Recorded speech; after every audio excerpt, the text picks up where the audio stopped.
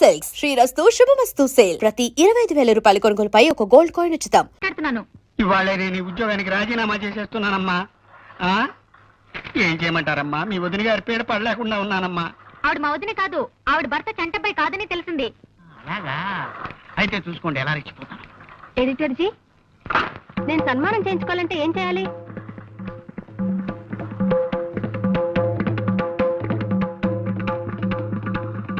మిమ్మల్ని నేను సన్మానం చేయించుకోవాలంటే ఏం చేయాలి?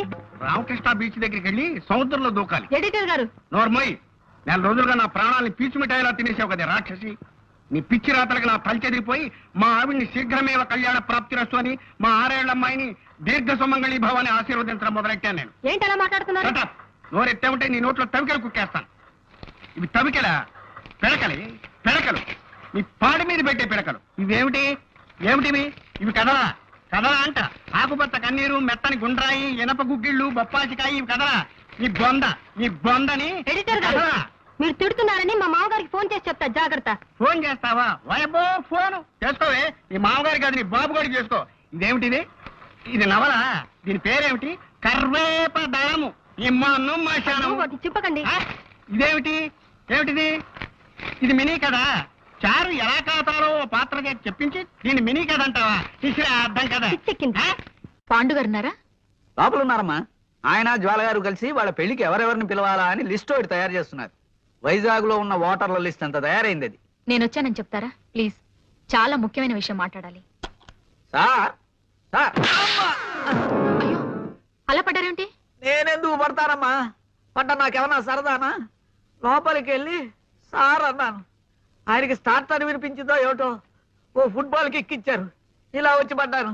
ఇంకోసారి మీకు దండం పెడతాను. ఇంకోసారి ఎగిరి పడ్డ నా వల్ల కాదు. ధైర్యం ఉంటే మీరే లోపలికి వెళ్ళండి. చూసారా, ఎంవి రెడ్డి గారి పేరు మర్చిపోయారు. బా రాశాను. అది ఎంవి రెడ్డి. రాసుకో. Sorry for the disturbance. రానిచ్చలేరా?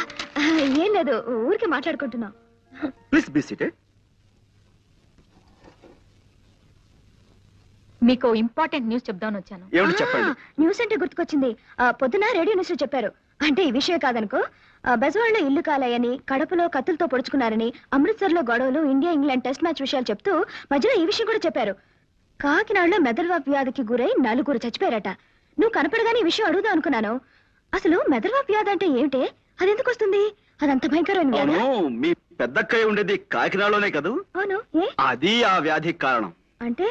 ఇలా ఛాన్స్ దొరికితే చాలు ఏకబిగిన గంటలు అనవసరంగా మాట్లాడేస్తుంటే ఎదురు వాళ్ళకు వచ్చే వ్యాధినే మెదడువాపు వ్యాధి అంటారు. ఆ వ్యాధి తెప్పించే విద్య మీ వంశంలో మాత్రమే ఉంది. చాలా ఊరుకోండి. మీరు మాత్రం ఎక్కువ మాట్లాడా. నేను ఇప్పుడు చెప్పండి. ఇందాక మా స్నేహితురాలు తన పెళ్లికి పిలవడానికి మా ఇంటికి వచ్చింది. మాటల్లో అత్తవారు ఎవరని అడిగాను. తన కాబోయే భర్త దుబాయ్ లో ఉండే బాలగారు కొడుకట. బాలంటే సంటబ్బాయి పెంతలు కదూ? అవునండి. పెళ్లి పనుల గురించి వైజాగ్ వచ్చారట. ఇప్పుడు ఇక్కడే ఉన్నారు. అయితే ఆవిడ్ని కలుసుకుంటే ఈ కేసు మనసులో విడిపోతుంది. నేను చెప్పేది వినరా? మనం చంటబ్బాయి కాదని ఇంట్లోంచి గెంటేశారు కదా. 4 రోజులు ఆ ఇంటి మీద ఒక కన్నేసి ఉంచుదాం. ఇంకో కన్ను అదే కదేద్దాం మరణాల మీద. నీకెప్పుడు తిండి కూడా నేను చెప్పేది వినరా? అసలైన చంటబ్బాయి ఎవరో తెలుసుకుని వాడిని కిడ్నాప్ చేసి మనిద్దరం చెరొక 5 లక్షలు మిగుల్చుకునేలా 10 లక్షలు బేరం పెడదాం. ఇదే బాగానే ఉంది. కానీ వాళ్ళకి అసలైన చంటబ్బాయి దొరక్కపోతే ఓ ప్లాన్ వేసుకుని ఉందాంరా. అసలైన మనిషి దొరికాడనుకో మన పంట పండుతుంది. లేదనుకో ఓ ఐడియా నష్టపోతాం తప్ప 5 పైసలు కూడా నష్టం లేదుగా. ఇక నుంచి ఆ ఇంటి మీద ఓ నిఘా వేసి ఉంచుతాను.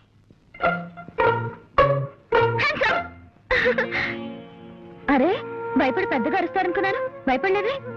కూర్చో. అలా ఉన్నారేంటి? నథింగ్, బాగానే ఉన్నాను. బాలగాని కలిసారా?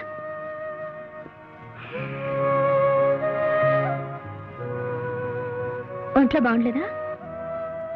బాగానే ఉంది. మధ్యాహ్నం నుంచి అలా గాలి తీసేసిన కాలిబంతిలా డల్ గా ఉన్నారమ్మా. నేను ఎన్నిసార్లు అడిగినా జవాబు చెప్పలేదు. గురూజీ అలా ఉంటే నాకేం తోచడం లేదు. కాస్త మీరైన విషయం కనుక్కోండి. ఏముందని చెప్పడానికి? జ్వాల, మనం రేపు కలుద్దాం. ఈ వేళను కాస్త ఒంటరిగా వదిలే ప్లీజ్.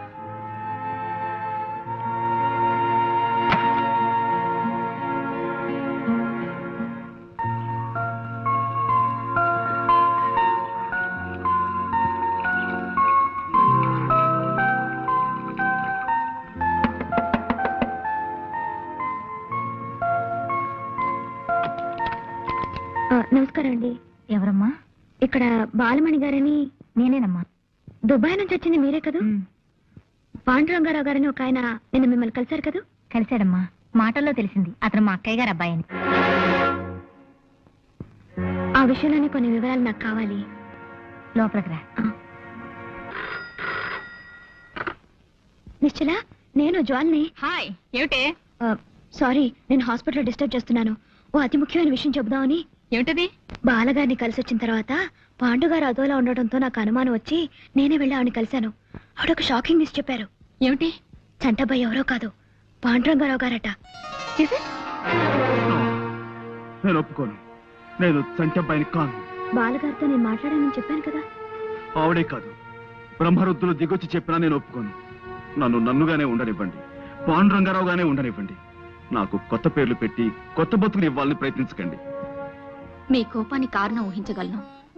నాన్నగారు అమ్మకి భయపడి ఇన్నేళ్లు మిమ్మల్ని దూరంగా ఉంచారు. తను చేసిన తప్పుకి ఆయన ఎంతో బాధపడుతున్నారు.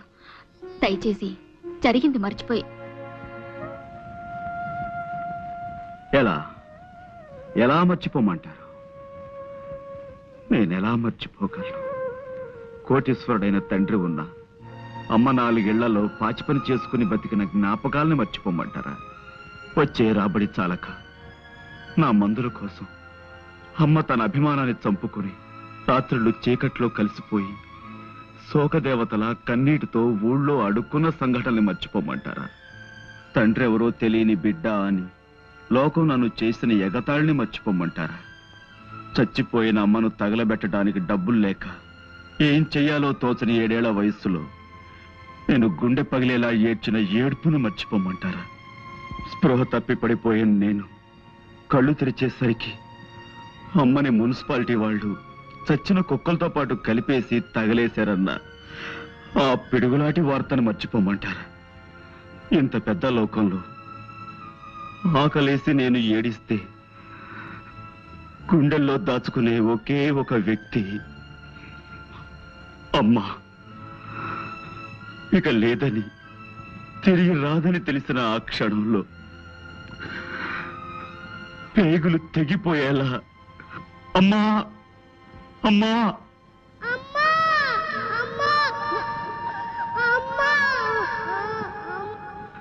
ఆ ఏడుపుల్ని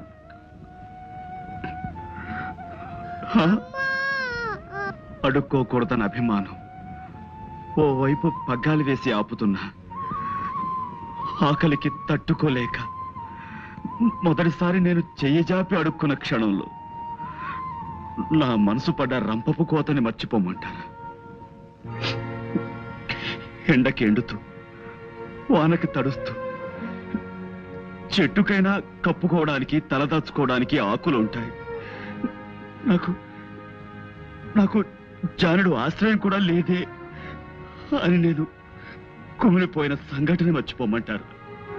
గాలికి పుట్టి ధూళికి పెరిగిన నేను తండ్రెవరో తెలియదంటే నన్ను ఒక ఒక లంచ కొడుకు అని తోటి పిల్లలు చేసిన హేళని మర్చిపోమంటారా? ఆ చిన్న మనసులో డబ్బు లేదనే కదా నాన్న అమ్మను వదిలిపెట్టి వెళ్ళిపోయాడు. ఎలాగైనా సరే డబ్బు సంపాదించి ఆయన మొహాన కొట్టాలన్న పట్టుదల పెరిగి అహోరాత్రాలు నిద్రాహారాలు మాని కూలి పని చేసి పాలు తాగితే డబ్బు ఖర్చు అయిపోతుందని పంపు కింద నీళ్లు తాగి బతికిన రోజుల్ని మర్చిపోమంటారు? ఎలా ఎలా ఎలా మర్చిపోమంటారు చెప్పండి? ఆవేశపడకండి ప్లీజ్, నా మాట వినరు.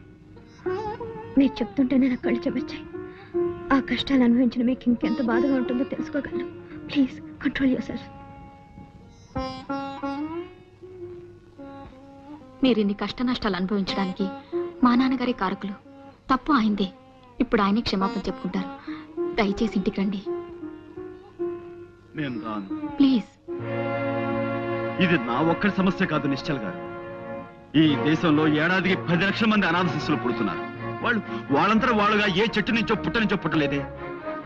చెడుకోతిరేకంలో తమ ఆనందం కోసం తల్లిదండ్రులు చేసిన తప్పులకు జవాబులుగా పుడుతున్నారు. ఆ పుట్టిన బిడ్డల్ని పురుటికందులుగానే మెడపిసికి చంపి ఏ చెత్త కుండీలో పారేసి చేతులు దులుపుకుంటారు తల్లిదండ్రులు. వాళ్ళకి ఎవరిచ్చారా హక్కు? 100 ఏళ్ల నిండు జీవితం ముందు నా పసికందుల్ని ఈ లోకంలోకి తెచ్చిన వాళ్ళకి వాళ్ళ ఆలనా పాలా చూసే బాధ్యత లేదా? అది బరువు అనుకునే వాళ్ళు వాళ్ళ పుట్టకెందుకు కారుకులు అవ్వాలి? తల్లిదండ్రుల భుజాల మీదెక్కి ఆడుకునే తోటి పిల్లలను చూస్తుంటే ఆ పసికందుల గుండెలు ఎంత బాధతో మూలుగుతాయో ఊహించగలరా మీరు? లోకం మీద కసి పుడుతుంది, మనుషుల మీద కక్ష పెరుగుతుంది. ప్రేమకు నోచుకొని ఆ గుండెలు బండలుగా మారి ఆ అనాథ శిశువులు నేరస్తులుగా, దొంగలుగా, కూనీకోరులుగా మారిపోతారు. ఈ పక్కనే ఉన్న అనాథ శరణాలయం మీరు ఎప్పుడైనా చూశారా? అందులో ఎవరికి పుట్టావో, ఎందుకు బతుకుతున్నావో తెలియని ఎందరు పసికందులు ఉన్నారో మీరు ఎప్పుడైనా గమనించారా? లేదు. మీ ఉన్న వాళ్ళ కళ్ళు చాలా చిన్నవి, మీకు అవసరమైనవే మీ కళ్ళ కనిపిస్తాయి. అందుకే మీలాంటి వాళ్ళంటే నాకు చాలా.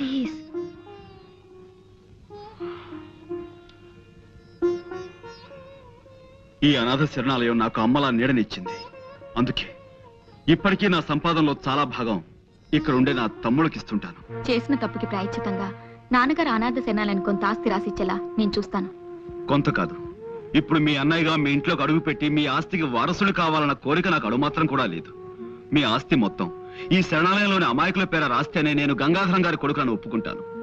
ఆ ఆస్తి నాలాంటి మరికొందరు అనాథల ఆకలి తీరుస్తుందన్న ఆనందంతోనైనా నాకు గతంలో జరిగిన అవమానాలను మర్చిపోగలను.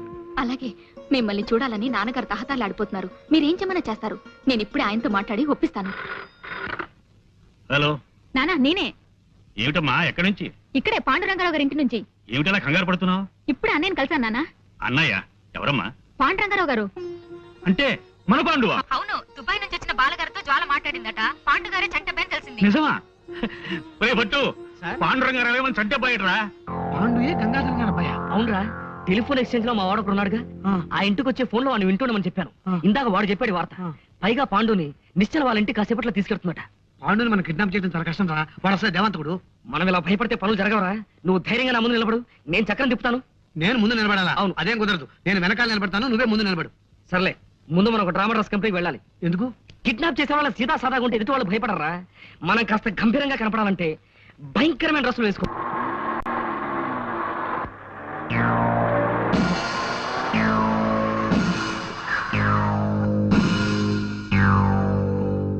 గుర్తుపట్టారా?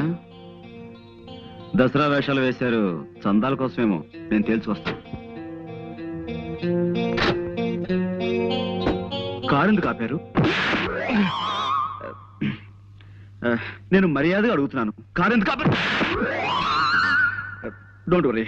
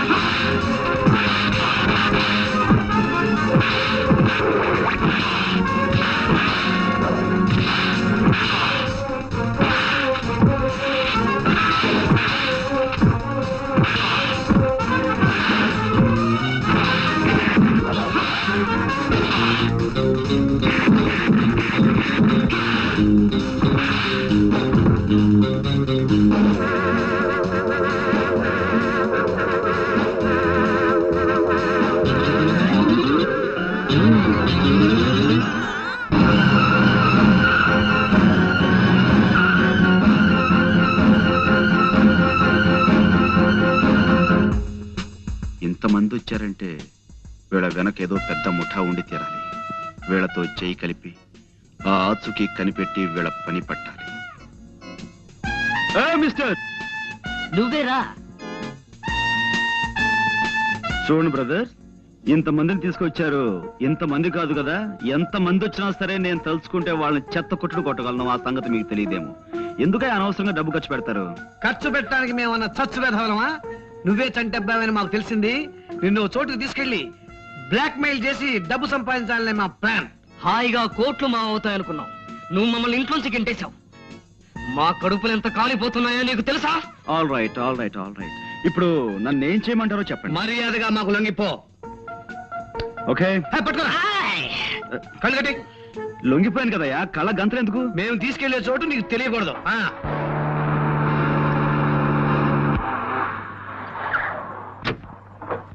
ఏమిటమ్మా, ఏమిటి ఏమిటి కంగారు? అక్కడ ఏంటి? కళ్యాణ్ పట్టాభి రౌడీలతో వచ్చి మీద పడి పాండుగాని ఎక్కడికి ఎత్తుకుపోయారు అంకుల్.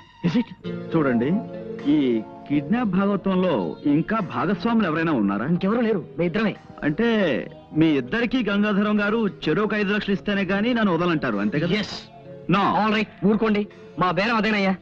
నో, మీరు గంగాధరం గారిని 10 కాదు 15 లక్షలు అడగాలి. అంటే చెరువు 7.5.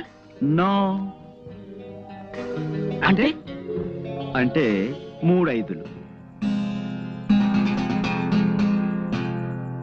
నేనే చంటబ్బాయినైనా గంగాధరం గారు చనిపోయేంత వరకు నా చేతి నా పైస రాదు. మరి ఈ లోపల కొన్ని సాదర ఖర్చులు ఉంటాయి కదా, అంచేత మనం ఉత్తరం రాసి చంటబ్బాయి మీకు దక్కాలంటే 15 లక్షల రూపాయలు పంపాలి అని రాస్తాను. సో ఆయన డబ్బు పంపిస్తారు, దాన్ని మనం ముగ్గురు వాటాలుగా పంచుకుందాం. ఎలా ఉంది? ఎవడా స్టోన్ థ్రోయర్? ఎవడా వాడు? మీరేం కంగారు పడకండి, ఇది బాంబు కావచ్చు.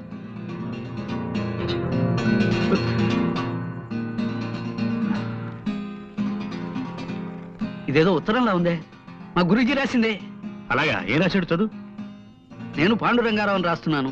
మీ అందరికీ ప్రాణమైన మీ చంటబ్బాయి మీకు దక్కాలంటే వెంటనే 15 లక్షలు ఎవరైనా అబ్బాయికిచ్చి భీమిలి రోడ్డులో 20వ కిలోమీటర్ రాయి దాటాక ఉన్న నిమ్మ చెట్టు మొదట్లో దాయించి పైన కాగితాలు కప్పించమని వీళ్ళు నన్ను రాయమన్నారు. డబ్బిచ్చినట్టు నటించి వీళ్ళని మోసం చేయాలని మీరు ప్రయత్నిస్తే వీళ్ళు నా ప్రాణాలతో చెలగాటం ఆడతారు. పోలీసులకి చెప్పకుండా ఇప్పటికిప్పుడు డబ్బు పంపించండి ప్లీజ్. మీ చంటబ్బాయి. మా గురూజీ ఎప్పుడు ఇంత బేలగా రాయరే, ఏదో కోడ్ ఉండే ఉంటుంది. పైన 1 అంకె వేశారు చూసారా? అంటే ఈ ఉత్తరంలో ఉన్న ప్రతి వాక్యం తాలూకు మొదటి అక్షరాలన్నీ కలిపి చదవమని అర్థం. ఓహో.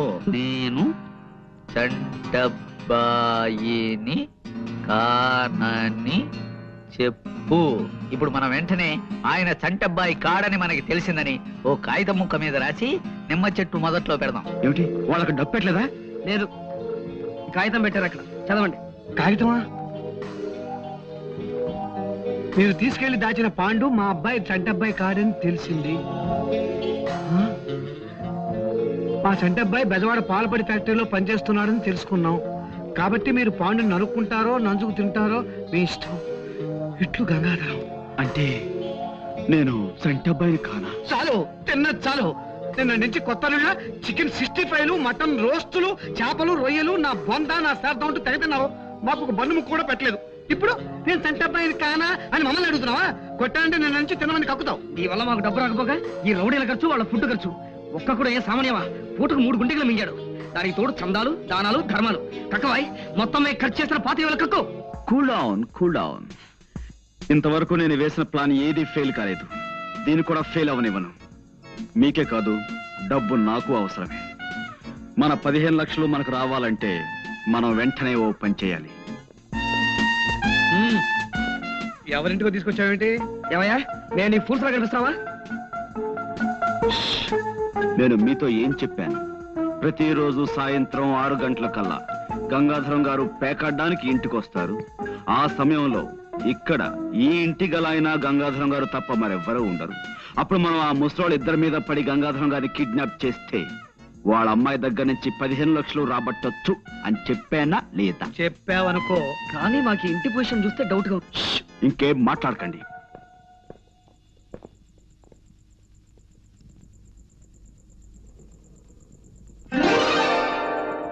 వెరీ గుడ్, నువ్వు చెప్పింది కరెక్టే.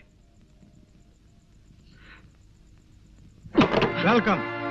సరాసరి మా ఇంటికి వచ్చి పట్టుబడినందుకు చాలా థ్యాంక్స్. పాండు, ఏమిటిది? నేరము, శిక్ష. That's all. నేను మితభాషిని. Mister Saumitri, arrest.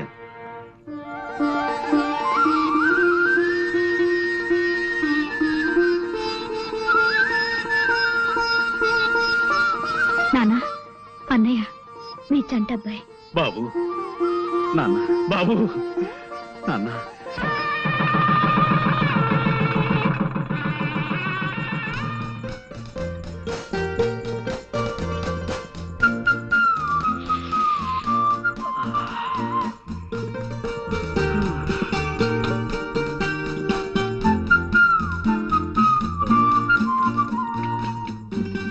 యాహూ!